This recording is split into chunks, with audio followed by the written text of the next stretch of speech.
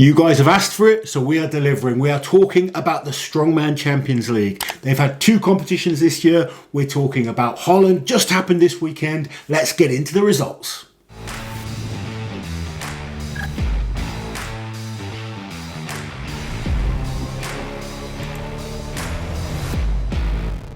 So let's quickly talk about the organisation first, because we don't talk much about Strongman Champions League because we've struggled to find information about it. But Marcel, he wants to give us information. He wants us talking about the competition. He does indeed. We've been talking. We're going to announce something that's happening between us. Yes. We're going to announce that in a video coming later on in the week. Tomorrow. Make sure you tune in for that. But he's given us some brilliant information, so we can now bring you some awesome information on what is the largest strongman league. It's been going for a number of years now. I competed in the Champions League back in sort of 2010, 2011 time. And this is a really good way to learn about new athletes. And for the athletes to gain experience, because there's so much variety in this league, because they travel all over the world using different types of equipment. I mean, I know we always say, oh yeah, you know, you should be selective and just do a few. But for the upcomers, actually competing is the best practice. Well, one thing, if you want to be seen, you need to be competing and you need to win competitions. Yeah. Once you start winning, then you can be more selective. But if you look at all the greats, you look at Zadrunas Viscus, Brian Shaw, Hafthor, you know, they've all competed in the Champions League at some stage to get seen. Myself, you know, Terry Hollands did a lot of them. Christoph. Once you get to that point where you are winning a lot of competitions, or you're kind of getting invited to all the major competitions, you can then be a bit more selective. But it's a great way to get yourself noticed. So, 14 athletes taking part last weekend. Yeah. Holland is one of their biggest shows. The organisers are from Holland, so I think it's always easier to put on good shows in your home country. And a solid lineup. We had Gav Bilton going over for the Champions League. His first one, wasn't it? Yeah, his first Champions League. We spoke to Gav when we were doing the promo for Giants Live last week, and he was looking forward to going. He put in a solid performance. We had Erwin Teutz, who was second in the first Champions League of the year. Yeah. Kelvin de Ruyter, one of the most dominant athletes over the last few years in Champions League, just coming back from his World's Strongest Man performance. So, shall we look at the competition and the events?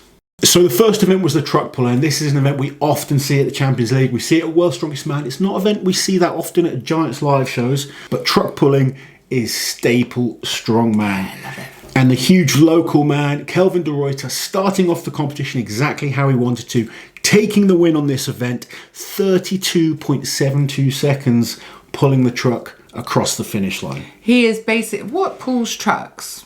Like, is Kelvin there de a piece? Ruyter. I was going to say, is there a piece of machinery? Because he is it. Because this man is.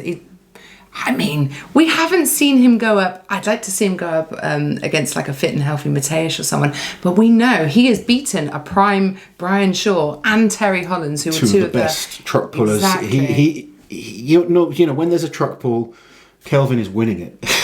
We spoke about how the events weren't so good for him at Worlds because there wasn't a truck pull, weirdly, in the heats this year. Poor Calvin.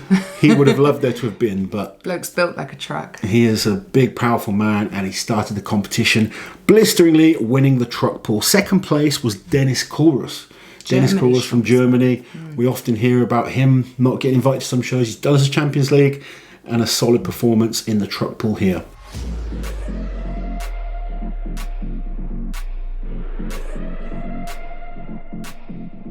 Event number 2, 150 kilos on the Viking Press for reps. Now, this is an event Kelvin doesn't like so much. No. Dropped quite a few points on this one, only picking up 4 points out of a possible 14. The winner on this event was Gav Bilton, the Welshman, showing that his pressing is world class right now. First Champions League and a first win there for Gav Bilton.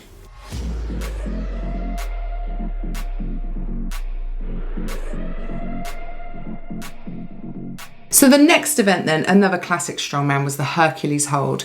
And this was won by Roberto Rodriguez. Have I butchered his name? No, I think you did well. Roberto Rodriguez. He's Spanish.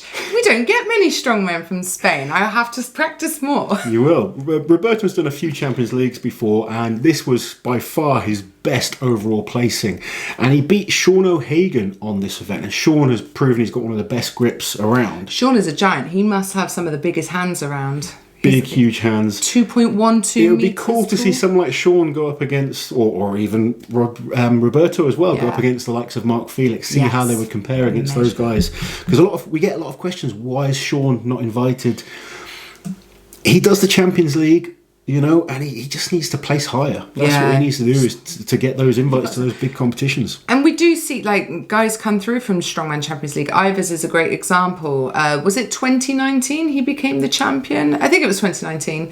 And then after that, boom, he's into the bigger shows. So yeah, so definitely, you know. Calvin, obviously, he was a champion last year. He's just had his first World's Strongest Man invitation. So absolutely, it's not a route. It's not an official route in. You just got to keep winning. Yeah. Keep winning and you get selected. Yeah.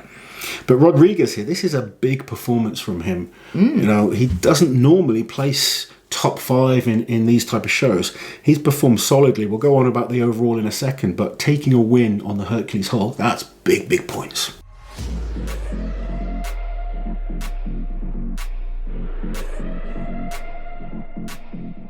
In the last 3 events, this is where Kelvin de Ruyter just puts the afterburners on. Super yoke, 425 kilos, he wins, 14 points. Conan's wheel, another event win for the big man. And then finally the Atlas Stones, and he won again. 3 events in a row, he won 4 of the 6 events in this competition. It's a pretty good guy. He is the local guy though, isn't he? There is definitely an advantage, of course. There's a home advantage. I've used the super yoke there before. Yeah. And when I competed in Holland on this super yoke, I was very lucky that Simon Solomon, who is local, showed me a few tricks on how to do the yoke. Yeah. Because if he didn't, I wouldn't have won the yoke in that competition. It's a very different yoke. It's set at a certain height. You can almost combine it like it's a farmer's walk and a yoke. Yeah. So rather than your hands being right on the side, it's quite a narrow yoke and your hands are at the bottom. And you can put your hands around and actually pull with your arms. And just to point out, it's not to discredit Calvin at all, but we do know there's an advantage when you get the opportunity to use the kit. And we say it about Giants Live as well. The guys that go to the Giants Live place and they stay there and train there, it is an advantage. I remember competing against Irvin Katona in Serbia. Yeah. Now, me and Irvin were pretty competitive. We had a lot of shows against each other where I normally would just beat him. We competed in Serbia and he kicked my ass. And same, basically competing against any Polish guy in Poland. Yes. Let's not talk about the Polish in Poland. But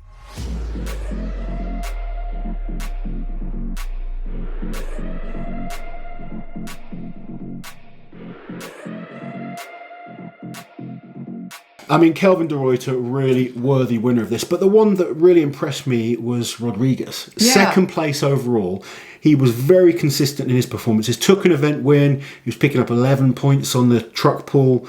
12 points on the super yoke. 11 points on the Conan's wheel. Really solid performance. So he is improving as the years go on. More experience in these shows. Experience is so important to really be competitive and strong. To learn how to compete, to learn how to, energy expenditure and... Yeah, listen to Liz with the lingo. Babe, I've been there, not myself, but, mentally. But solid performance. I mean, we should probably point out Irvin Toits pulled out after a couple of events. He had a glute injury. He was the leader going into this event because he placed second in Finland, which was the first Champions League. And the first place winner of that one, Ivers, was partying with us in Estonia. He was indeed. I know Ivers is looking forward to more Champions Leagues later in the year.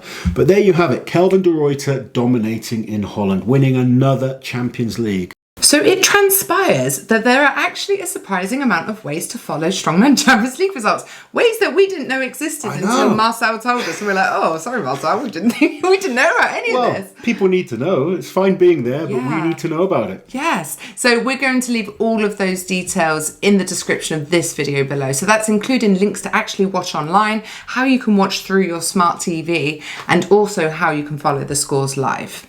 There you have it, guys. Our first report on the Strongman Champions League. We have plenty more coming for you. Can Kelvin de Ruyter become the overall Strongman Champions League winner once again?